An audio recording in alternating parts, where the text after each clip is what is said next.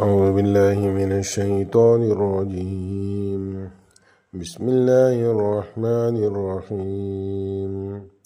آمن الرسول بما أنزل إليه من ربه والمؤمنون كل آمن بالله وملائكته وكتبه ورسله لا نفرق بين أحد من رسله وقالوا سمعنا وأطعنا غفرانك ربنا وإليك المصير.